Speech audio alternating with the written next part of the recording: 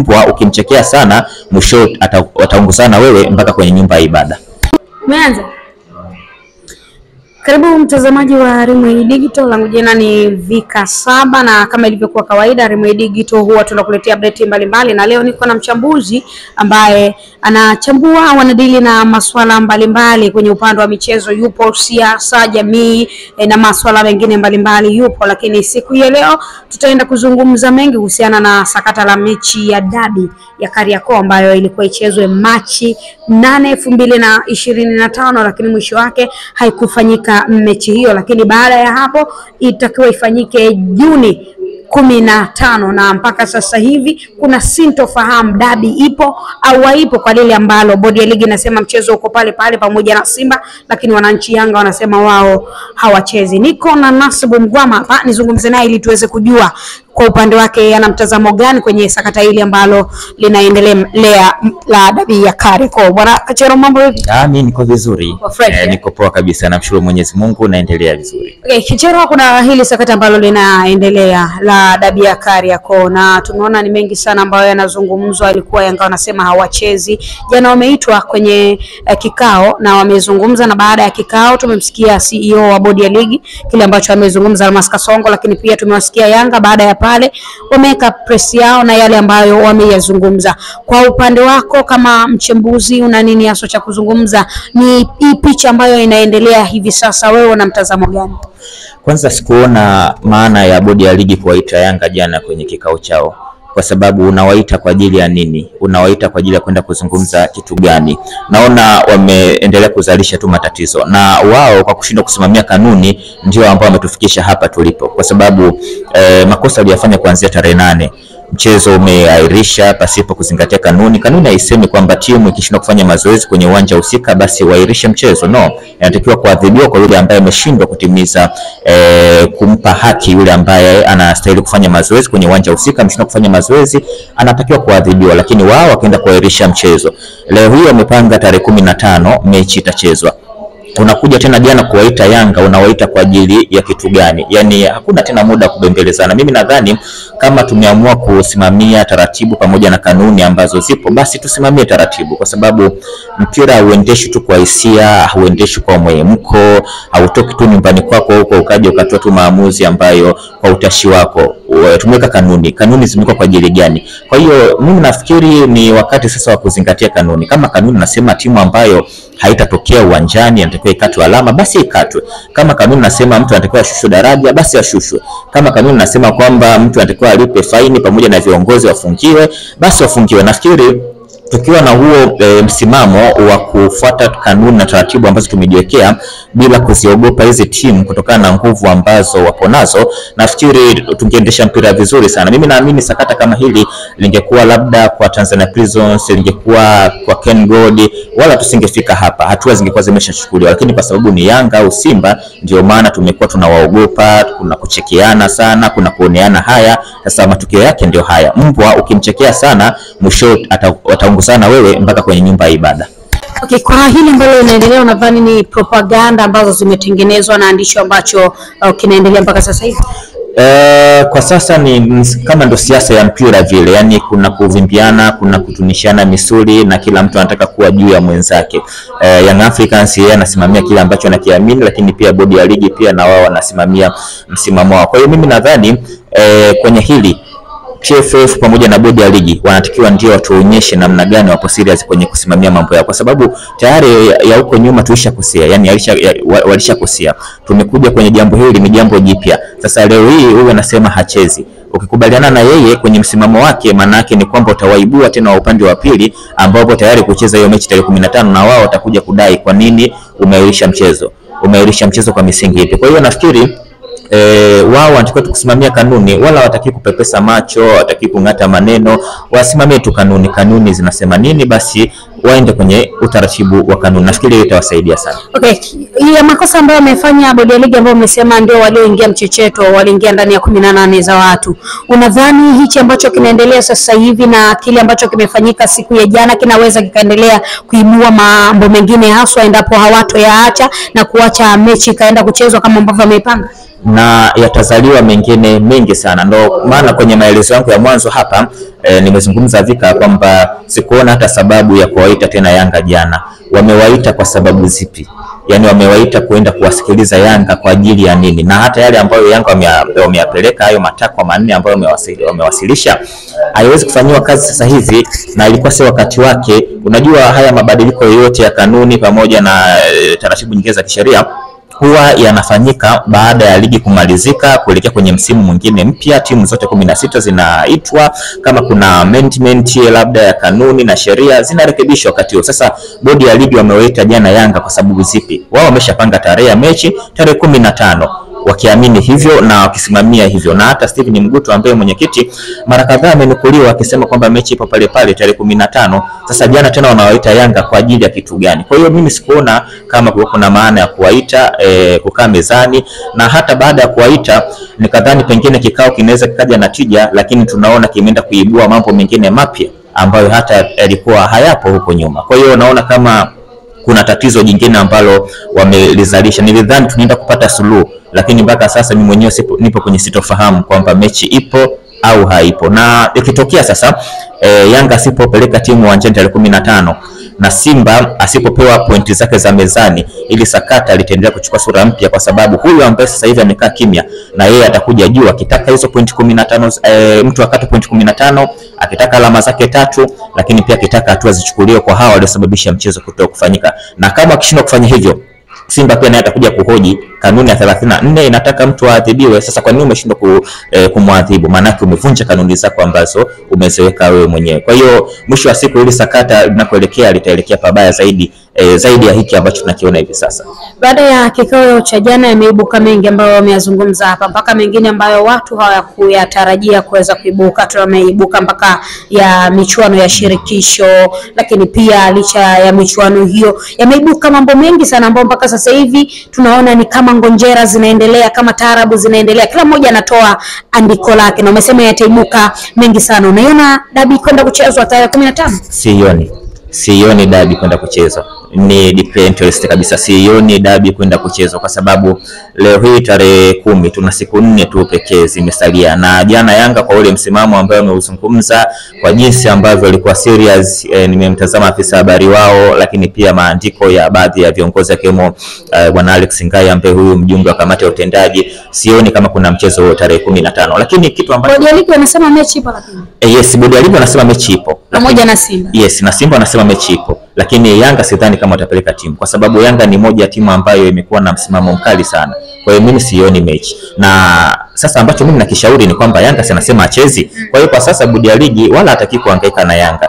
Yeye asimamie kanuni nasemaje, timu ambayo haitotokea kwenye kituo, je, kanuni nasemaje? Wafuate tu kanuni. Yaani wala hawana haja ya kuwaita kuanza kubembelezana kwamba unajua bwana tunawaomba. Issue sio kuomba, yani ule wakati wa kubembelezana umepita. Wewe ufuata kanuni. Huyu mtu kwanza hawezi kuwa juu ya mamlaka. Hakuna timu ambayo ipo juu ya mamlaka. Mamlaka ni TFF na bodi ya ligi ndio wanaendesha mpira. Sasa unakubali vipi huyu ambaye ni mwanachama wako wa kawaida anakuwa juu yako, yani anakupangia kile ambacho yeye anakitaka, kwamba sichezi, sitashiriki ligi msimu ujao, anafika mbali kabisa, anatishia kabisa hata maisha ya watu, kwamba kwa kiongozi yote ambaye atapeleka timu uwanjani basi atuachie timu yetu. Sidhani kama bodi ya ligi wanatakiwa kuingia mchecheto kwa Young Africans, kwa sababu kanuni zipo, wao wafuate tu kanuni zao zinasemaje. Nafikiri wakifuata kanuni, wakiwaadhibu wa mabwana, itakuwa pia fundisho hata kwa timu nyingine ambazo pengine zimekuwa jiona zipo juu ya mamlaka. Mpaka sasa hivi kanuni zinaendelea kuvunjwa, kwa sababu tunafahamu kila shirikisho lina kanuni zake, lakini pia kuna sheria 17 za mpira wa miguu duniani. Mpaka sasa kama kanuni zimevunjwa, sheria nazo zinaendelea kuvunjwa, kwa maana mpaka sasa kama kanuni za shirikisho zimevunjwa, ina maana duniani sasa wanaendelea kuvunja sheria zenyewe. Unaona uhai wa soka la hapa nchini Tanzania, kama ambavyo wanajisifu kwamba Tanzania ni ligi namba 4 kwa ubora Afrika. Kwanza mpaka sasa tayari kuna dosari kubwa sana kutokana na ile sakata la dabi ambalo linaendelea, limeacha dosari kubwa sana kwenye mpira wetu wa Tanzania. Na mtu wa kulaumiwa moja kwa moja, mimi nazilaumu mamlaka za soka zenyewe, kwa sababu wao ndio walikuwa na uwezo wa kulikomesha hili mapema kabisa, lakini wao ndio wametufikisha mpaka hivi sasa tunaona haya ambayo yanaendelea. Nitakukumbusha pia nyuma Vika, mwaka 2008 Tenga wakati akiwa rais wa TFF, Yanga aliwahi kugomea mchezo wa mshindi wa 3 pale kwenye dimba la Uhuru, michuano ya Sekafa Kagame Cup. Akaweza kuchukua hatua kwa kuwafungia pamoja na kuwatoza faini.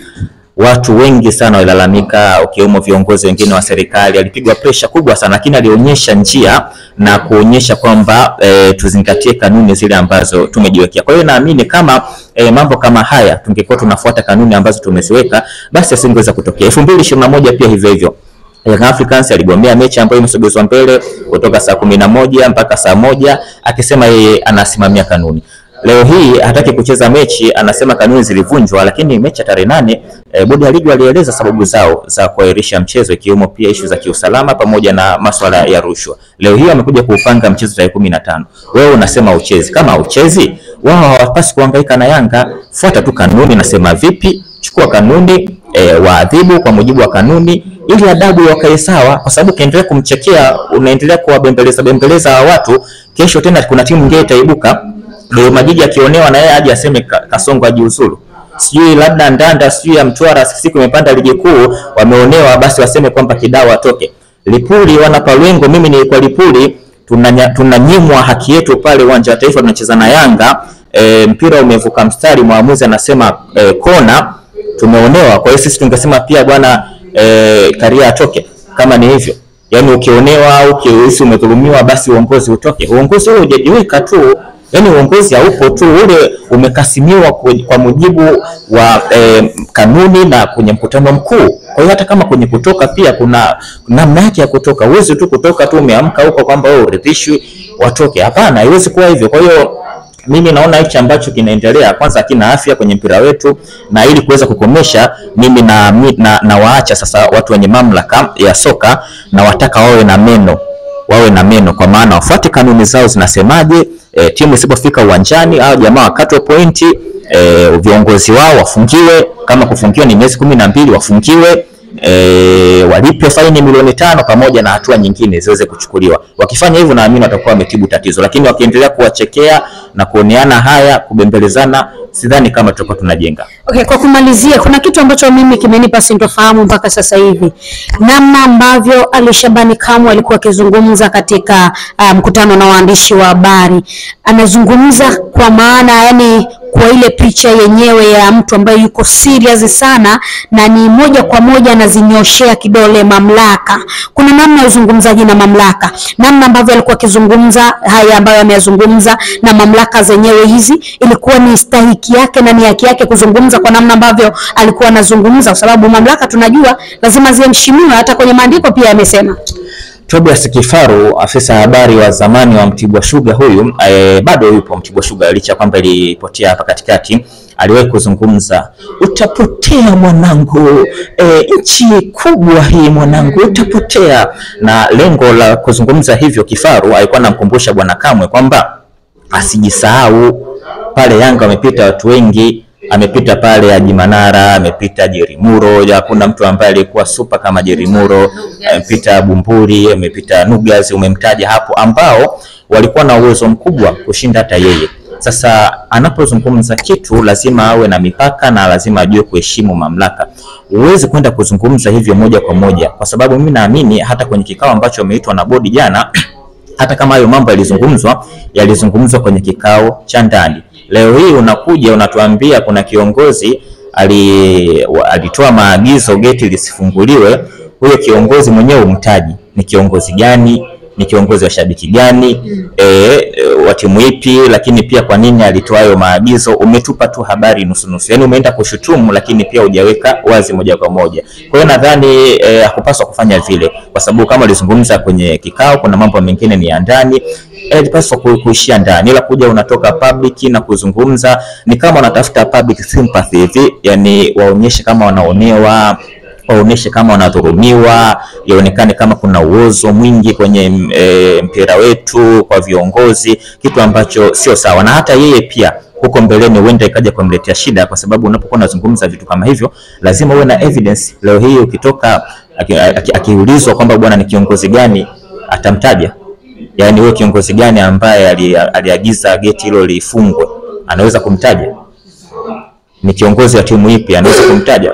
Kwa hiyo na mshauri kijana awe na busara pia na hekima kwenye mazungumzo yake, yani kama vitu una ushahidi navyo moja kwa moja, lakini pia hata kama ndio inawezekana walizungumza, kuna vitu vingine vinaishia ndani moja kwa moja, lakini kuja kushutumu mamlaka za soka, sababu nilikuwa namsikiliza hadi nikawa naogopa huyu kijana, nguvu hii anaitoa wapi?